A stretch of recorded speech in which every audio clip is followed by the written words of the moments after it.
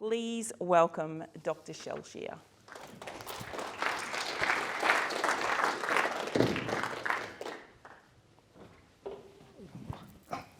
That's the one. Sorry, yes. All right, so Rob told me you're all a pretty savvy audience. This cohort knows its stuff. So I thought what I'd start with is a bit of a review of linear algebra and advanced calculus. So I just need you to take out a notepad and, no, it's all good. We can save that for the drinks. No, this is a really fun lecture. I actually really enjoy this lecture, this presentation, because it's something I've presented on a number of occasions. And why it's heaps of fun is because it's going to take you on a bit of a journey through the data landscape. Now, AI is hyped beyond belief at the moment. And it's one of the topics I've written about in a number of major media outlets, and to try and dampen that hype a little bit and to try to give people a bit of understanding as to what you can and can't do with it. And today what I'm going to do is I'm going to take you on a bit of that journey I take a lot of people on. And the journey's a fun one because it starts kind of you expecting having high expectations for what AI and machine learning can do, and I'm going to take you a long way down. We're going to go a journey a long way down and really hit rock bottom in terms of what we expect and think of this kind of stuff. But then what I want to do is I don't want to leave you there all disillusioned and thinking that AI is just a big hoax. I'm going to take you back up and show you how we can try and use it. And there are situations in our businesses that we can identify. So there won't be any advanced mathematics here. It's going to be business concepts. And it's going to hopefully give you some insights and the types of applications that make sense that you can use this stuff for. And what I want to do is I want to start with a really interesting story, or actually a question first of all, on the Mentimeter app, which hopefully should come up in a second. Here we go. I want to understand kind of where people are at on that journey in terms of their AI and machine learning that they're utilizing. So I've got 5 kind of levels of utilization of data and analytics and the maths and stuff that I'm going to talk about today. And I want to kind of know where everyone's at, because I need to tailor this a little bit to the audience here. I need a bit of a hand so you can all tell me what you're thinking, where you're at in your journey. So number 5 is basically your Google, and number 1 is you're kind of just starting out on your data and analytics journey. So you use mainly Excel. You've got ad hoc data collection. You don't really use analytical tools. So saying something like Python or R means nothing to you.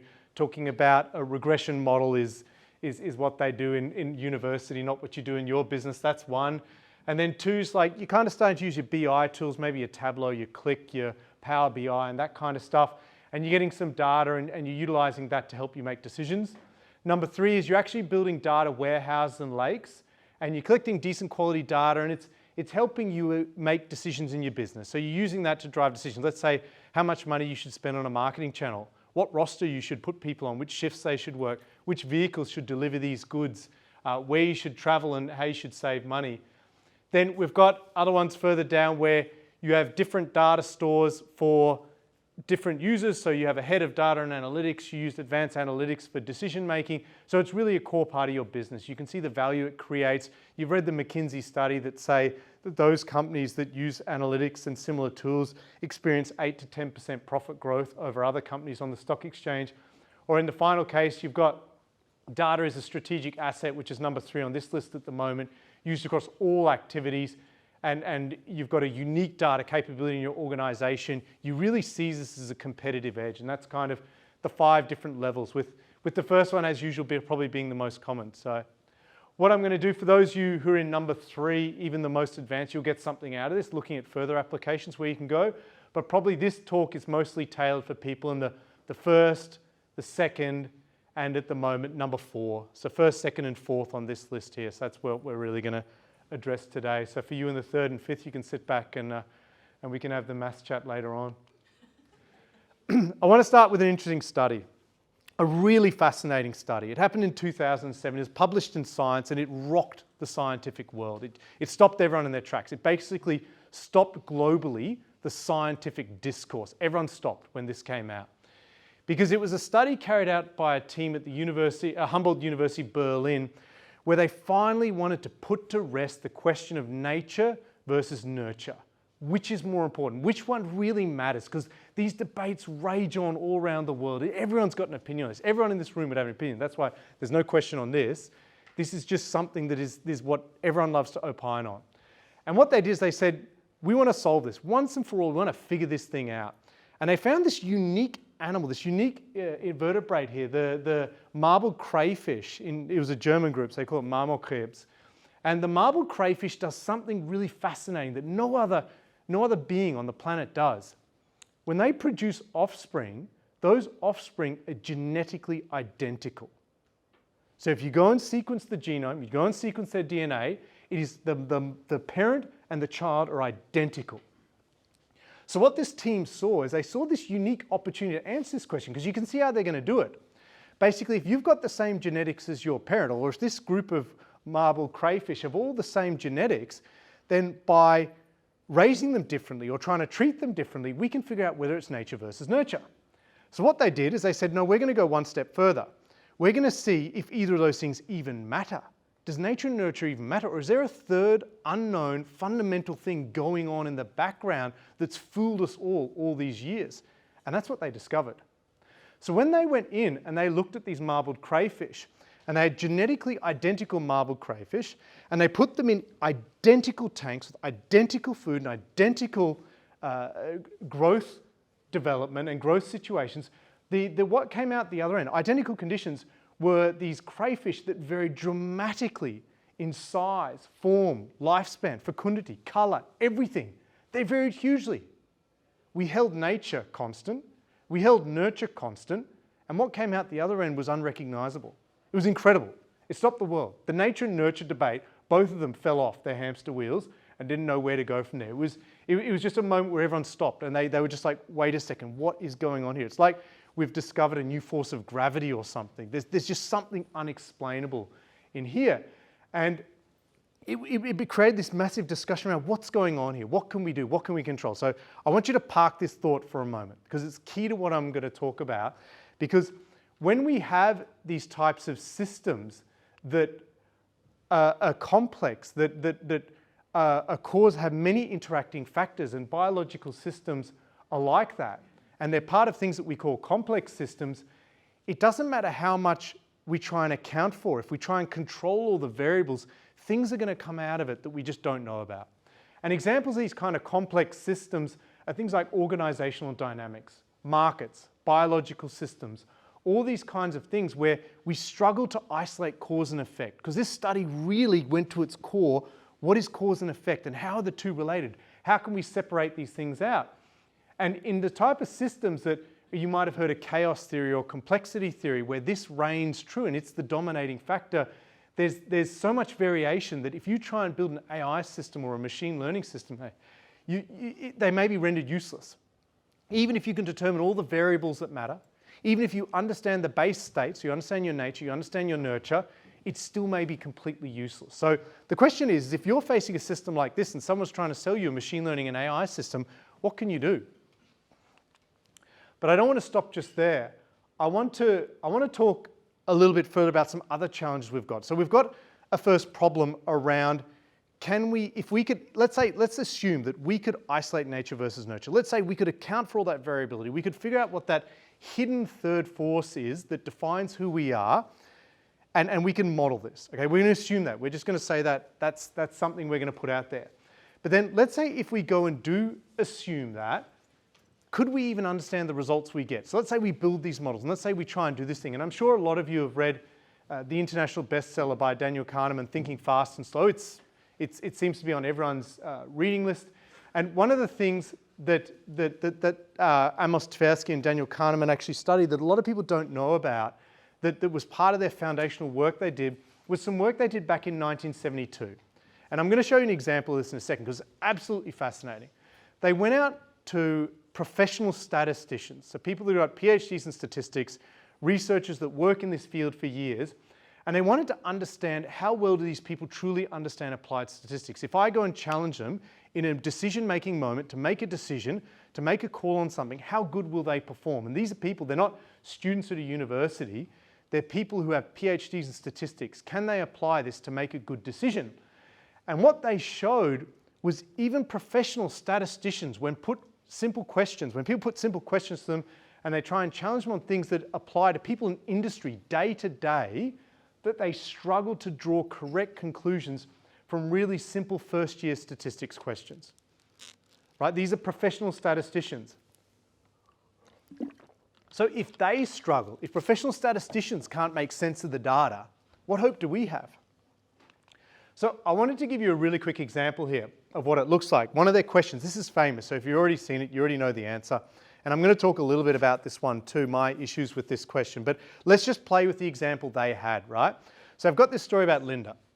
And Linda's 31 years old. She's single, outspoken, and very bright. And I apologize for the gender stereotyping context here. This is just kind of verbatim what they had there. But she majored in philosophy. And as a student, she was deeply concerned with issues of discrimination and social justice, and also participated in anti-nuclear demonstrations. Now I'm going to ask the question, we're going to do this on the app in a second. Which is more probable? Linda is a bank teller, or Linda is a bank teller and is active in the feminist movement? So I'm going to go to the next slide. If you can use the Mentimeter and see what you think. Try not to look up on the screen and copy everyone else. Just do what you think. It doesn't matter, just do what you think. And then we're going to unpack this, and we're going to figure out kind of statistically what the correct answer is, right? And this is a thing that statisticians got wrong, okay? So it doesn't matter if you get it right or wrong. Statisticians everywhere got it wrong. So it's a really interesting demonstration of our inability to draw valid conclusions from data. So I think we've almost got a 50-50 split there. So let's have a look at what it is. So there's a principle in maths, and this is, I promise you, the only maths I'm going to do here, that if you've got some event A and it occurs, and you want to say, all right, this event A has occurred, what's the probability that event A and B occur together? That should be less likely, right?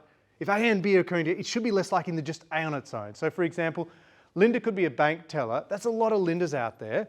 But Linda is a bank teller and a feminist is a smaller group. So it should be less likely, right? It should be less probable. Now, I don't like this question from a certain degree. I've got a problem with a lot of actually my personal opinion, Amos Tversky and Kahneman's research. I don't like a lot of it because a lot of it, they have leading questions. If I came into this room and point one was Linda is a feminist, and point two was Linda is a feminist and a bank teller, I think everyone would gravitate to point one, right? I'd almost get 100% on that.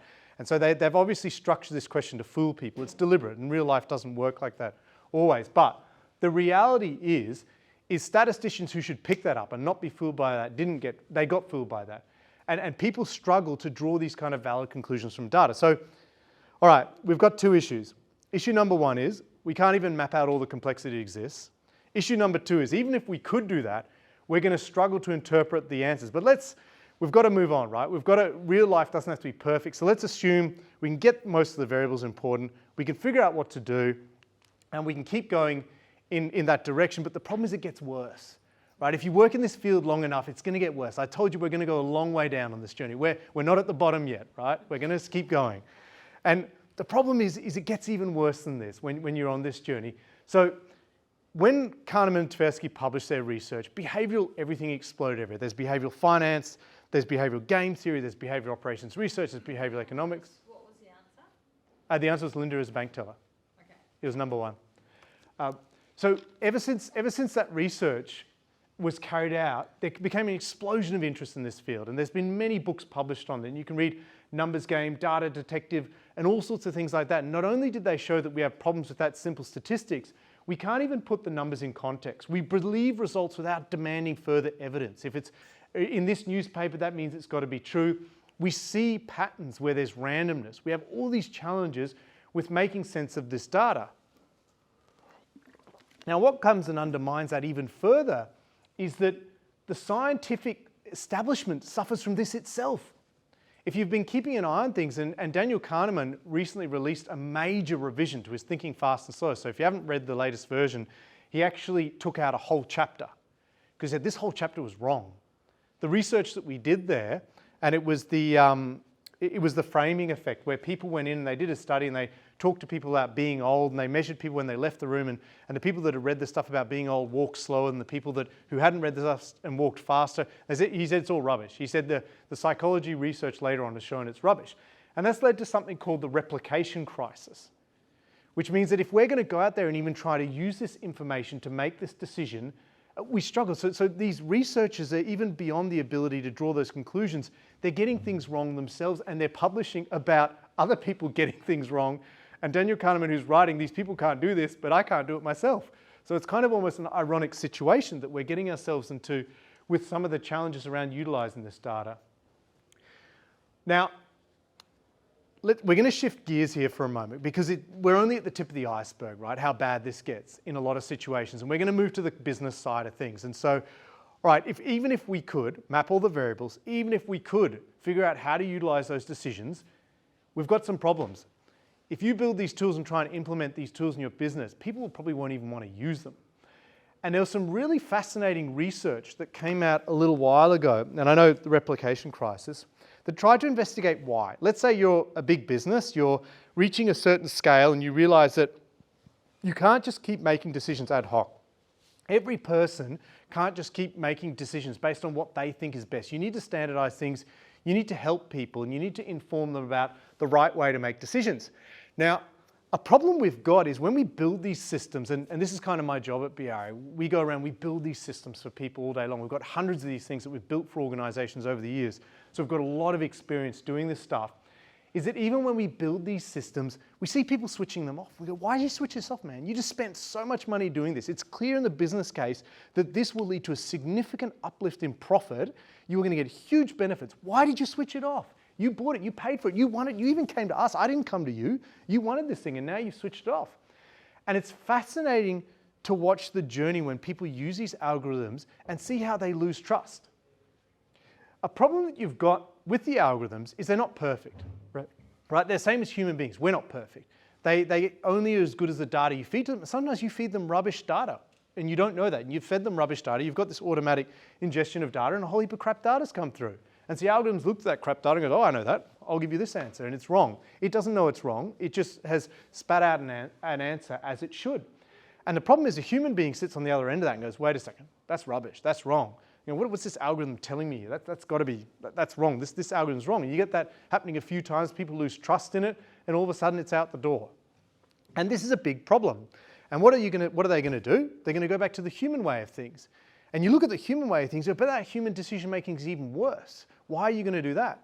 And so this was a conundrum. In the mid-2010s, there was all these papers like the one in the Journal of Experimental Psychology coming out talking about this, and people just couldn't wrap their head around why it is. And it took until about 2021, until last year, where some researchers from the University of Michigan went and delved into the issue, and they found out the reason why, at least according to them. And the reason why is because an algorithm can't give a reason why it produced a crap result. It can't sit there and explain its own ineptitude. Whereas a human can. A human can produce a really crappy result and say, oh, you know, but I had a big weekend and oh, I had, you know, woke up on the wrong side of the bed and my kids are sick and I've got this sniffle and all this, you know, I missed that data set. This person didn't tell me. And humans can make up all these excuses and they're probably right. I mean, the algorithm could say the same thing. Admittedly, it says, oh, you fed me the wrong data or you pressed the wrong button. But humans can explain themselves. And so we as human beings are willing to listen to that and to work with that. And so we won't throw the human out, but we will throw the algorithm out because the algorithm's got no chance to defend itself and it struggles. And so what can we do?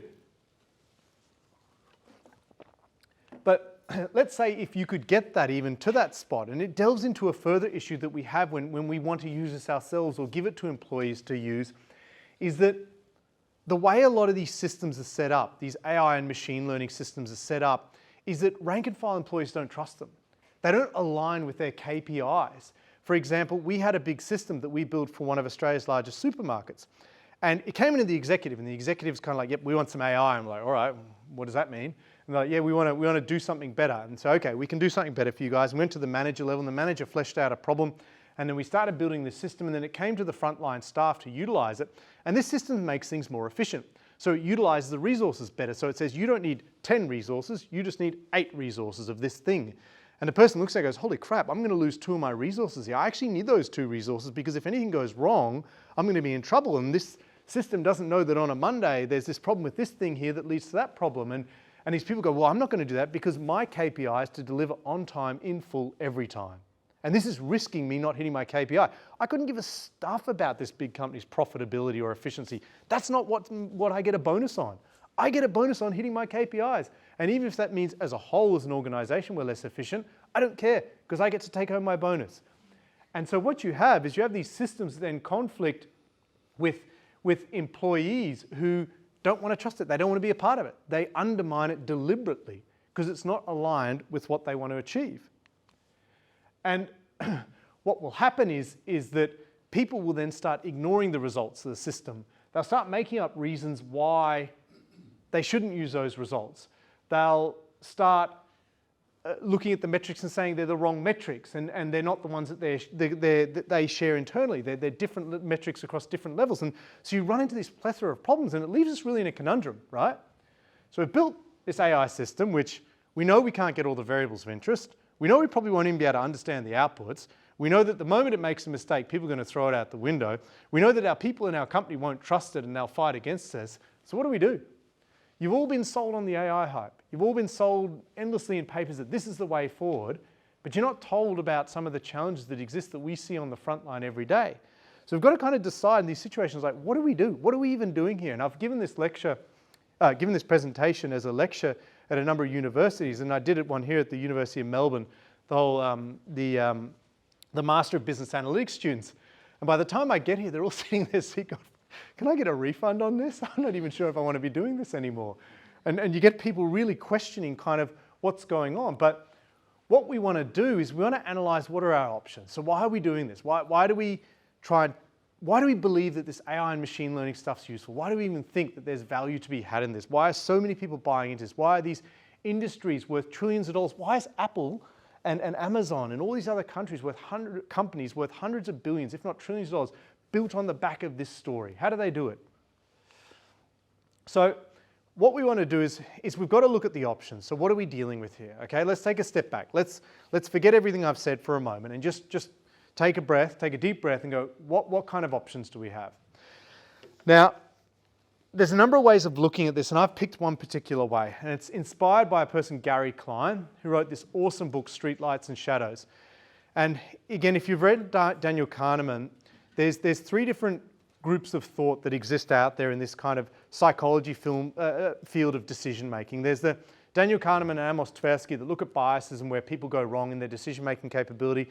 You've got Gerd Gigerenz from the ABC group in Berlin that take this evolutionary psychology approach, which is around our biases exist for a reason. He came up with that famous one, how do baseball players ever catch a baseball? You imagine someone coming to the pitch, they hit the ball, it goes flying up in the sky. We know the physics that applies to that ball. It's incredibly complicated. So how does a human being do that in their head when they're running to catch this thing? It's incredible. And they studied baseball players and they came up with the understanding there's this heuristic of the horizon heuristic.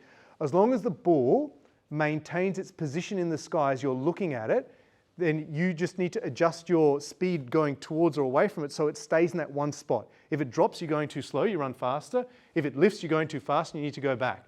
So you've just got to kind of keep it in that one spot. And they investigated, Gerd Gigerenz investigated all these kind of things and showed actually all this stuff that Kahneman and Tversky have been talking about is rot. It's actually good stuff that helps us make good decisions. And they totally rejected it and said, you've been barking up the wrong tree, Kahneman. I refuse to accept what you're doing. Then comes Gary Klein. So Gary Klein sits in another camp. He sits in the expert knowledge camp, which is a fascinating camp to be in. And I kind of lean a little bit towards a lot of what Gary Klein talks about. And he talks about the knowledge, the experience that we gain and the application of expertise to decision making, this intuition that we can't fully capture. And one of his famous stories in his books that he became famous for was this idea of firemen. And he studied firemen and people in extreme situations, extremely difficult decision making, people in the army, firemen, police, and these kind of things. And he followed them around and watched them make decisions. And one of the famous ones was this group of firemen ran into a house. And they rang up, they were told that there's a fire, there's a blaze going in the house that's threatening these people, and they needed to get into there and find the blaze and put it out. And everyone ran in, and after a couple of seconds, the chief commandant said to everyone, get out. So there's a bit of smell, a little bit of heat, and he said, everyone get out. A few seconds later, the entire floor collapsed in because the fire was underneath them. He picked it up via intuition, what was going on. They would have been dead if he hadn't told everyone to get out because they would have fallen down into the fire. It was beneath them. And so he studied that for many years. And he came up with this framework of different approaches to making decisions based on what he's seen and what he studies. And he wrote this book, Streetlights and Shadows, and I recommend it. I think it's a fantastic read in terms of where we can rely on our expertise and our knowledge versus where algorithms can play a role. And he gave us these 4 options for us. So the first option you've got is what you were doing before the AI hype came along, is let decisions be made by the decision maker alone. Let someone with expertise come in the door and say, I know how to solve this. This is what you do, like the fireman.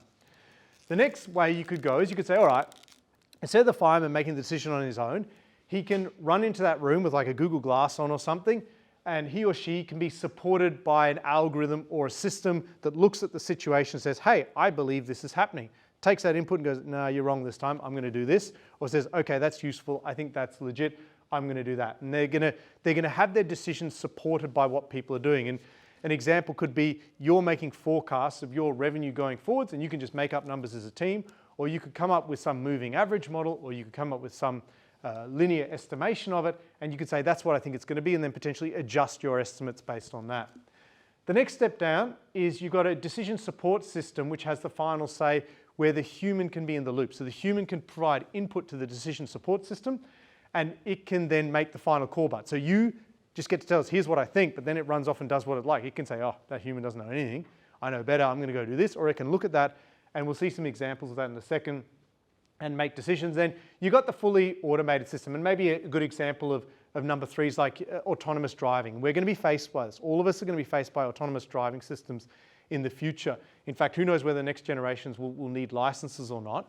But when you've got something like lane assist and these other things, so you're letting it, you can let it drive, but you can actually, in that case, actually number 3, you can intervene. It's probably more 2, and support it. But number 3 is probably more Google's planning. They take away the steering wheel, they take away the accelerator and the brake, and now it drives on its own. And that kind of blurs into number 3, where the human support system makes the entire decisions on its own. So that's probably a nuclear reactor. So a nuclear reactor, as long as it's running as it should, it's being run automatically. Humans shouldn't get involved in that.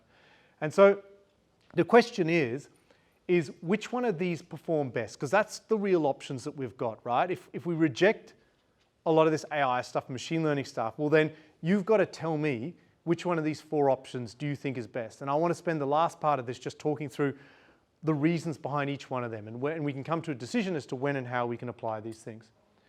So the thing that's nice about all of this is we actually do know what works best. So those 4 options, there's actually been a lot of work done to kind of understand and figure out which one of them is the best for each situation. And it started with some work back in 1954 by Paul Meehl, and this man had courage. Right? This man had courage. This is before evidence-based medicine became a thing. This is where surgeons ruled the roost. If you were a surgeon, you went in there and you decided everything. And he came in and said, no, I want to look at the data. And so he published this book where he did man versus machine. It's called Clinical versus Statistical Prediction. And he wanted to understand if algorithms could outperform doctors when predicting different patient needs, even if the doctor's given the algorithm's prediction. So he had, can a doctor do better than the algorithm? And then if I give the doctor the algorithm's prediction, can it still do better? And he effectively showed that in a number of these cases that the algorithms outperformed the doctors. And he wanted to understand kind of why. He wanted to figure out, in this particular scenario, and I know I've talked about a lot that don't work, why did it work in this particular scenario? How did it actually lead to a better result? And he in fact looked at it vice versa, where both the doctor was given the input of the algorithm and could make a decision, and the doctor wasn't input to the algorithm. And in both cases, it produced better results. And these have been replicated in a number of different scenarios. And it raised the question, okay, maybe I oversimplified things at the start. Okay, complex systems, yes. People not adopting things, yes. But there are scenarios that seem to work, and Paul demonstrated that. And so what then happened is a number of other people built on that over the ensuing decades. And this will be a little bit, there's a little bit of kind of technicality in this, so I'll try and keep it simple to give you the high-level idea over these following 2 slides. There was a book that came out on behavioral operations research. Now, operations research is what we do at BRE. That's the idea of how do we make your things operate better as a business? How do we help people make better decisions? That's what it's all about. And they found, summarizing that 50 years of work, that using AI and machine learning is good for a couple of situations. So this is what you need to keep an eye out for. When are you going to use it for? So the psychological heuristics, i.e. human decision making, is better than complex AI systems when the information available is not of high quality or not ample enough to reliably estimate the model. So that is, you don't have enough data. These things need data, and if you can't estimate the models properly, and if you can't feed them the right data, they'll struggle. Or if there's one simple fact that drives the decision. So one piece of information that's more important than anything else that drives the decision. In a medical scenario, it could be someone shows up coughing and there's COVID around, say, oh, well, you got COVID. Or it could be in a delivery scenario, let's say you run a set of vehicles, it could just be your most important customer. You've always got to deliver them on time, on full, everything else has got to fit around it. And so complex systems aren't worth it then. They actually perform sometimes worse than just human beings doing that. And what this kind of says is that there's this space where, and I'll just talk to this, you don't have to read all this stuff, and the reason why normally I don't have so many words on my slides, but the reason why I do is I hand these things out, so if people are interested, they can get a copy of it and read through it themselves.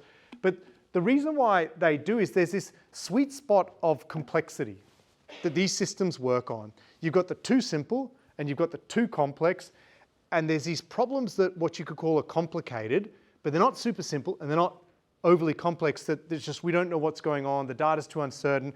And if we can find those kind of problems, they're the problems that we need to apply our machine learning and AI to. If you've got this ability to know this is the sweet spot, it's not useful for everything. Don't try and use machine learning and AI on every problem you've got. Find those ones that are complicated enough but not so complex to be able to solve it. And this kind of diagram here talks a little bit about this. For those who have seen it, it's the Cynefin framework, and it categorizes problems into 4 kind of spaces where you've got the simple problems down the bottom right, and that's your best practice. That's your Henry Ford's got his production line to produce his Model T Ford, and he knows that if he adds an extra one of them, he'll produce twice as much. That's it, full stop. It's pretty straightforward.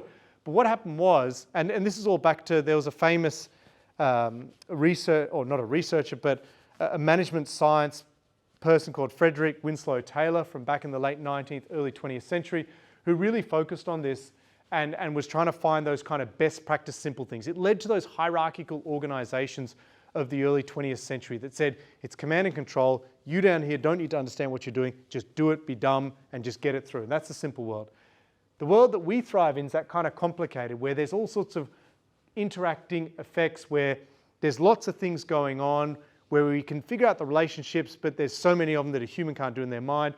And the complicated's where you're going to apply things. Complex, give it up.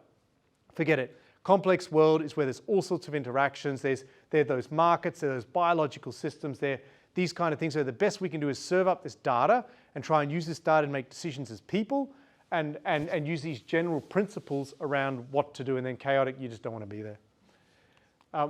So what was interesting, and I'll jump over this to this final example here just in the interest of time now, because I don't think I have much time left, was one, this is the final slide, was one interesting case that happened to me actually, and it kind of taught me this, it brought it really to home, and I don't ever forget this one, to be honest. We developed a tool at BRA to assist theatres with increasing the throughput of people through hospitals, to increase the throughput of people through their theatres. So there was this challenge around, you've got this fixed asset, a theatre, it's worth millions of dollars, you've got a fixed number of slots, you've got people working the shifts, and you want to get the most number of people through it, you want to best utilize this asset. And we developed a tool that optimizes theatre allocation. So effectively, for the same number of doctors, for the same theatres, for the same everything, you can get 10% more throughput. There's nothing else you need to do, you get 10% more throughput. It's almost like there's this huge puzzle, and you normally have these booking clerks that sit down there, they get the request for admission, someone needs surgery, and they sit there and they puzzle this thing together manually, right? This AI system, it just does it better. It just looks more and tries more and works harder and is faster because it's a computer. And so we built this system and we rolled it out, and we said, well, we want to get it out around to all the hospitals, because if we can get 10% throughput, more throughput everywhere, this will have a massive impact. And one of the hospitals I chatted to is Northwest HHS in Queensland. They're up in Mount Isa. And I talked to them about their theatre utilisation challenges, because they said it's terrible. They said their theatre utilisation's really low. It's been bad for years. And I said to them, look, we've got this system, we can probably help you out. We can probably get more people through the system. But when we started talking to them and figured out kind of what was going wrong there, we figured out that the major challenge they had wasn't an AI challenge, it was a people problem. There was a problem with people.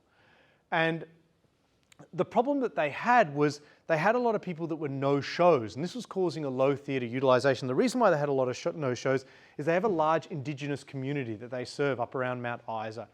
And the Indigenous community, you try and tell them, be there at 4 o'clock on this day and try and communicate to them, good luck.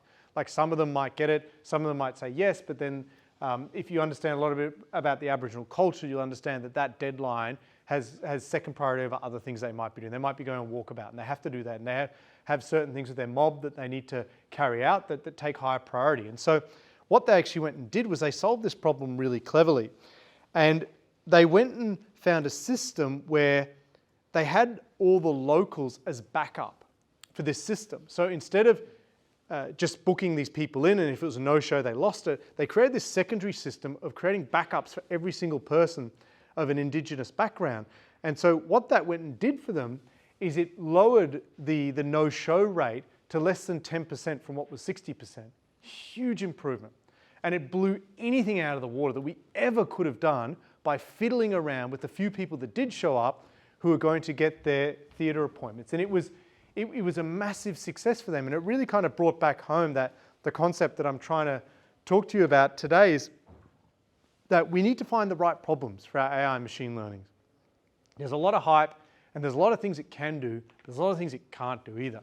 And to get the most benefit and value out of it, what I hope I've been able to show you today is some ideas around where it can apply and the limitations and where you can utilize it. So I think I'll finish up there to make sure I leave a bit of time for Q&A. Certainly some time for questions, yeah.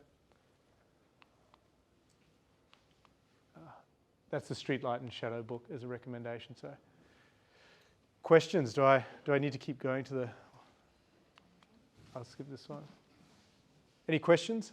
Yeah. So are you saying in that last example, a machine learning approach was used to develop that tool? Because I mean, the way you describe that feels as though that process could have been developed by a few people in the room. So was that actually a computer-generated solution? Or Yeah. The theatre scheduler, it uses a technique in the maths called optimization. And what it does is it takes the number of overnight beds that need to be shared between these theatres, who needs them. It takes into account the equipment, takes into account the surgeon, the theatre, the number of slots available, the length of the person's operation, the type of operation, where they have any infectious diseases, where they need any pre-operative treatment. And then it takes that really complex problem and puzzles it all together into a theatre schedule. That then they say, okay, here's surgeon A, here's surgeon B, here's what you're going to be doing throughout the day. And what would happen in the past, you have lots of little gaps in there, and they wouldn't be able to find people to fill these gaps. The waiting lists are about 6,000 to 7,000 people long in a lot of these places, and going through 6,000 people every time to find that one perfect slot is just, it's more than you could expect of a human being. So is that AI or is that just a simple rostering children? Look, it depends on what you call AI. A lot of people call that AI. Yeah. So I'm going to call it AI for today.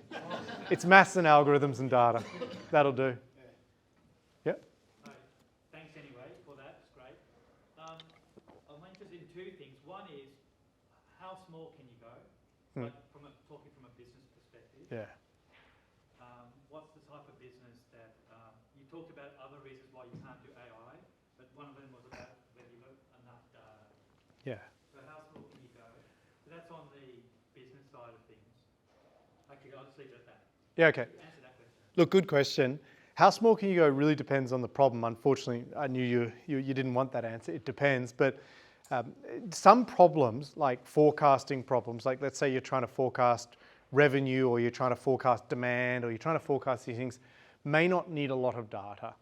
Especially, let's say you're trying to forecast monthly revenue or quarterly revenue. And I produced this sheet that I put up on the BRE website, and all I needed was 2 years of data on revenue, and that's enough to give you a decent forecast for your next year's revenue on a quarterly basis.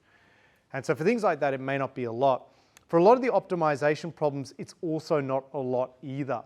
So the optimization engines, what they do is you define what the rules are they can operate in, and then you feed it a bit of data. So you just feed it, here's all the patients and the people. Now in their case, 6,000 patients is a lot of data.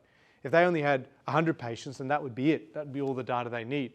Probably what you're thinking of is as you go to other more widespread applications of AI that you see on Facebook, like recommendations and image recognition and face recognition and things like that, they need huge amounts of data. Those ones are big systems that require a lot of development effort, a lot of data, and a lot of time The systems we work in BI are a lot less data hungry and typically are a lot smaller and are more business kind of operations focused. So the business operations stuff isn't a huge amount of data for those kind of things. So it does depend on your kind of problem, to be honest. If you've got a specific problem, I can give you a specific answer. I could, but I'll come up later. Okay. I always thought that the issue with AI was that you didn't have a fast enough computer or you didn't have enough data storage. So with quantum computing, the prediction has been that you will have AI which will become more intelligent than humans because the computer starts off like a baby and you feed it the century and all the other inputs. And if you have a big enough capacity and fast enough processing, then you will get a human computer. I mean, is that still science fiction, or is that a possibility in the future? Look, it's definitely on the journey. One thing we need to know about quantum computing, and again, it's the same as AI, it doesn't solve all problems. So the concept of quantum supremacy, which is the idea that a quantum computer can solve a problem better than any normal computer could do by some massive order of magnitude. And a typical one of that is encryption and decryption. So when you send your information over the web and use HTTPS, you use an encryption algorithm, AES or RSA, which is an old mathematical technique that encrypts things in some fancy way. And what you can show, there's a thing called Shor's algorithm, that if you've got a quantum computer, you can decrypt that very quickly. And it's the basis of all our safe communications, right? So if someone can come up with a quantum computer big enough, they can do that kind of thing. Now the problem is these kind of problems that you can solve from a quantum computing perspective aren't all the problems that we have out there. There's some that lend itself quite well to this, and there's some that aren't. And the other thing about quantum computing is that we need to get enough qubits. So at the moment, I think one of the biggest quantum computers is one run by IBM. I think they've got 1,000 qubits, which is like 1 kilobyte of memory. It's not much at all. And quantum computers have a lot of challenges to overcome. There's a few in Australia that are quite good in this space. There's a company called Quantum Brilliance that's trying to build QPUs, as they call them, that you could plug into your computer and use. But I still think it's like 10 years off. When we get there, I don't know if it's good enough to solve the full picture. And if you come to that general problem of that I talked about, it's in the complex space, that's that kind of human stuff. We don't even know what models existed to solve that kind of stuff. The best hope we have at the moment is throw a black box at it, like a deep learning algorithm, and see if that can figure it out, because we can't. We don't know what it is. So why is Stephen Hawking, or was Stephen Hawking so worried about AI? No, I don't know. Like, I don't agree with Stephen Hawking and Elon Musk on their opinions. Just to add to that, you're talking about AI writing AI then, are you? Sorry, what was that? Are you talking about AI writing AI? Are you throw a black box at it? Look, not totally. AI more learning the relationships between the variables. So instead of you hard coding that if you add an extra production line in the Model T Ford factory, you're going to get double the number of cars coming out the other end. You add an extra production line, you let it figure out how many more you get out the other end, sort of thing. So you just feed it the results and you say, here's the input, here's the results. You figure out how they connect together, because I don't know how it works. And so one of the things that happens in that space that AI works really well for is called narrow AI. So it can do one task really, really well. So it can identify a cat in a photo really, really well. But as soon as you ask it to identify a dog in a photo, it's lost. So it can do these little specific things well, but not many other things. So people have been looking at AI to predict the economies of the world and everything else, and they get it wrong consistently. Oh, yeah. So they can't predict. So it doesn't matter. They've got all this information on these in AI, and they still can't predict what's going to happen. So what's your answer to that, really? I just want to know what. They shouldn't be solving it. That's the whole point of this. This is out of their league. Leave it alone. That's not a good problem to tackle. Like the RBA is becoming a continuous joke in Australia because they keep coming out with statements around what they think will happen to the interest rate and the inflation rate. They keep getting it wrong. They're incapable of predicting it more than a quarter or two ahead of time. And they know that. They say that themselves. They'll be honest and they say this themselves. But for some reason, we force them to keep creating all these predictions that are. All this information that we've had historically is all chucked in. Surely it gets better and better and better at being able to predict, but you're saying Look, under BAU, business as usual, if the world just trundled along as it always did, and there weren't disruptive innovations, there weren't large market changes, there weren't these things that haven't happened before with this particular set of circumstances, then yeah, we would get better. But as long as things like COVID pops up, or supply chain issues pop up, or unexpected inflation or economic circumstances we've never seen. We came out of a decade of almost 0% interest rates. I mean, that's never been in the history of Australia. So too much of machine learning works well when the past is a good representative of the future. Unfortunately, with the economy, we don't know what parts of the past are a good representation of the future. That's the problem. We don't know. And so we keep getting it wrong. Yeah? The risk of sounding like a heretic, should we be applying the same level of healthy scepticism to modelling around, for example, COVID infection rates? Yeah, look, I think there is. Dare I say, climate modelling? Yeah, look, absolutely. I think we're back to this question here around COVID and climate modelling is what options do we have, okay? What's on our plate? We can just say, I'm just going to make it up as I go. I'm just going to gut feeling, and I'm going to say, here's what COVID will do and here's what climate will do. And we know that's a pretty bad option. Now, the next option isn't perfect, but we know it is better to at least use some data and some model to try and figure this one out a bit, especially with COVID. And it is a problem, seems to be that when we compare the models to reality, we're getting reasonably good fit. So it's empirically demonstrated it's useful. And then the other one around climate modeling, again, similarly, empirically, we're getting a reasonably good fit, but there's a huge amount of uncertainty. And I guess the question is, what's the best information we've got now? And the best information seems to indicate that. And so if you just want to follow that, then it would probably suggest to do the following. Yeah. That's it. There's always going to be blunders. And I think what we need to do is, it's a good point, keep retesting those models, keep checking them, see if reality corresponds to them. And if, like the RBA, its inflation predictions are always wildly off, I just stop paying attention. A little bit of a pop culture question. Should we be worried about Skynet then? I don't think so. I'm not concerned. No, I don't think so. I think, I'll get up to speed later, Rich, don't worry. yeah. Any final questions? Please put your hands together for Dr. Shellshear. Thanks.